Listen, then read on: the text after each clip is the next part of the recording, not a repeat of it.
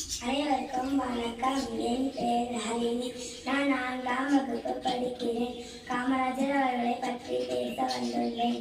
காமராஜர் அவர்கள் 1903ஆம் ஆண்டு ஜூலை மாதம் 15ஆம் தேதி பிறந்தார். இவர் தமிழ்நாட்டின் விருதுநகர் மாவட்டத்தில் பிறந்தார்.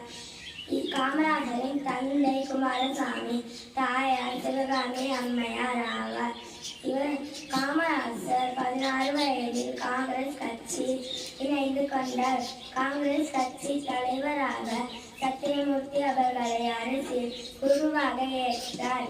1954ஆம் ஆண்டு தமிழக முதல்வராக பொறுப்பேற்ற காமராஜர் 1963ஆம் ஆண்டு வரை 9 ஆண்டுகள் ஆட்சி செய்தார்.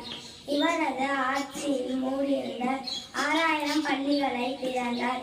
மேலும் 17,000 பள்ளிகளை தமிழகம் முழுவதும் திறந்து வைத்தார்.